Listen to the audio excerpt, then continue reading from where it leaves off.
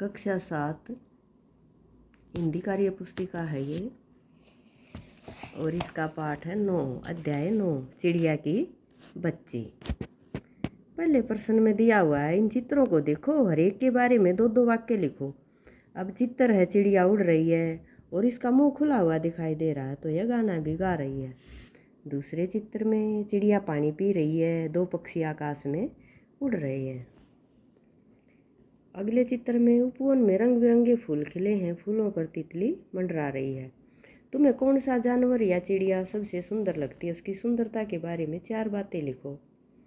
अब तुम्हें जो भी जानवर अच्छा लगता हो वही तुम लिख सकते हो।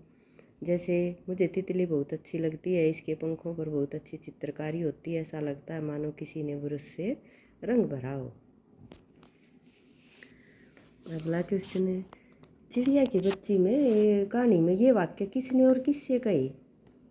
देखो तुम्हारे चारों तरफ कैसी बहार है। माधवदास ने चिड़िया की बच्ची को कही। तुम्हारी बातें मेरी समझ में नहीं आती। चिड़िया की बच्ची ने माधवदास को। सोना उसी की जगत को तृष्णा है। माधवदास ने चिड़िया की बच्ची को। क्या है मेरी बच्ची, क्या है, चिड़िया ने अपनी बेटी को। एक अन्य व्यक्ति ने कहा, महल में प्रतिदिन हजारों रुपए इन सुगंधित वस्त्रों, मनोरंजन और महल की सजावट में खर्च होते हैं। यदि इन रुपयों में से थोड़ा सा धन जरूरतमंदों को मिल जाए तो उन पर दुखियों की जान बच जाएगी। यह सुनकर राजा को क्रोध आया। वह गुस्से से बोला, खुद भिखारी होकर मुझे उपदेश दे रहे हो। मेरा रुपया, मैं चाहे उसे उबाल कर खाऊं चाहे तल कर, मेरी मर्जी। तुम अपनी इसी तरह बकवास करोगे तो मुश्किल में पड़ जाओगे, इसलिए इस वक्त तुम चुपचाप खिसक जाओ। राजा का क्रोध देखकर लोग वहाँ से चले गए।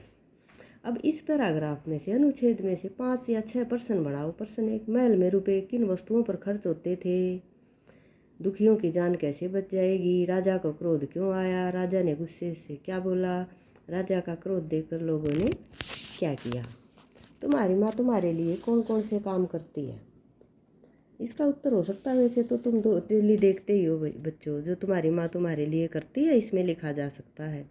इस तरह भी लिख सकते हैं, हमारी माँ हमारे लिए बहुत से काम करती है, जैसे स्वादिष्ट भोजन बनाना, कपड़े धोना, पुस्तकें खिलौने खरीदना व गृह कार्य में हमारी मदद करना।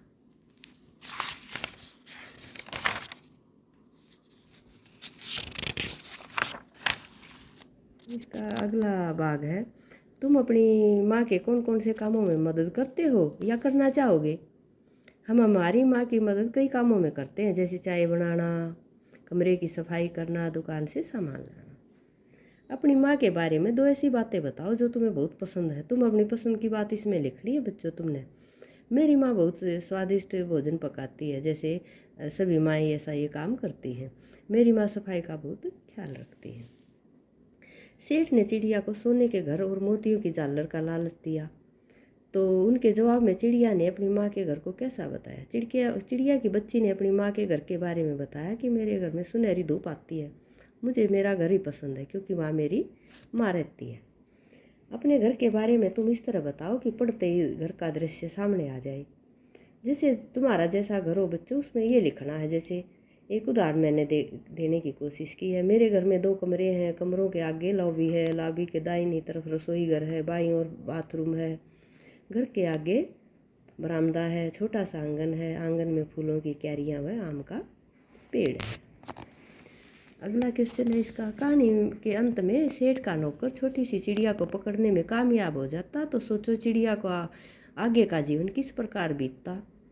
सेठ का नौकर छोटी सी चिड़िया को पकड़ने में कामयाब हो जाता तो बेचारी नन्ही चिड़िया सेठ के पिंजरे में कैद ही रह कर दी जाती, वह कभी अपनी माँ से नहीं मिल पाती। जब तुम खुश होते हो तो क्या क्या करते हो। जब हम खुश होते हैं तो खूब मस्ती करते हैं, गाना गाने लगते हैं। एक छोटी सी कविता है। एक चिड़िया के बच्चे 4 घूम घर से निकले पंख पसार, पूर्व से पश्चिम को जाए, उत्तर से दक्षिण को जाए। घूम घाम जब घर आए, सारा जग आए, आकर माँ को वचन सुनाए, देख लिया हमने जग सारा, सबसे प्यारा घर हमारा। अब इस चित्र को पढ़कर चित्र बनाना है, जैसे एक चिड़िया और उसके 4 बच्चे बना दिए। थैंक यू बच्चों। लिखो अपनी कार्य पुस्तिका में इसको।